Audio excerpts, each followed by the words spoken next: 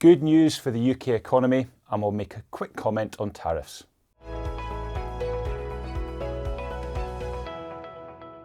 Good morning everyone. Let's begin with tariffs here at True Potential. So over the last week we've had the postponement of tariffs on everyone except China.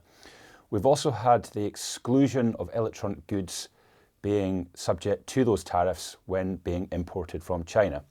What we've had over the last day is further positive news, this time from Vice President Vance.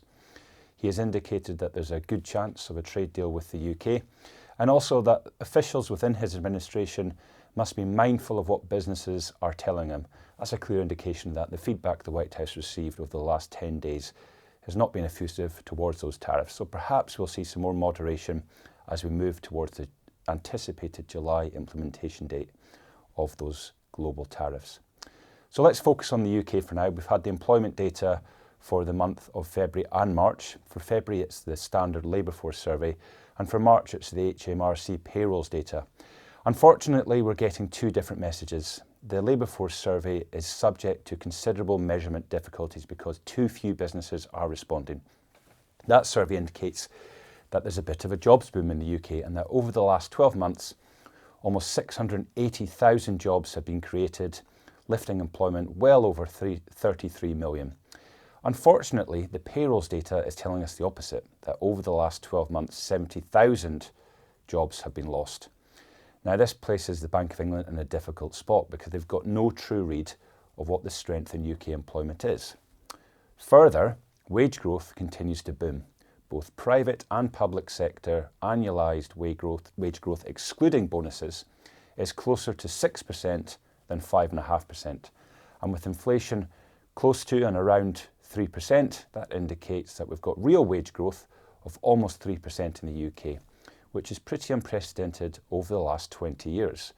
So with unemployment around 4.5%, indications that jobs growth still continues, and wage growth close to 6%, there's no real need for the Bank of England to cut rates soon, despite them indicating that there are further cuts in base rate ahead. So what we'll likely see when the Bank of England meet at the beginning of May is perhaps a revised forecast for inflation which is lower than it was in February. That is, over the 2-year measurement horizon, inflation is likely to return to 2% quicker than they had previously anticipated. That's probably due to the commodity price effect. We're seeing lower petrol prices, and we're going to see lower gas prices through the summer. But it's not really going to indicate that they'll be cutting rates anytime soon. They're not really seeing the weakness that they would expect in the jobs data. As and until there is a more robust survey, they're likely on hold for now. So that's all for today. It's a positive message.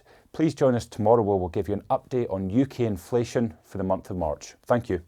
This video is not a recommendation or personal financial advice. With investing, your capital is at risk. Investments can fluctuate in value and you may get back less than you invest.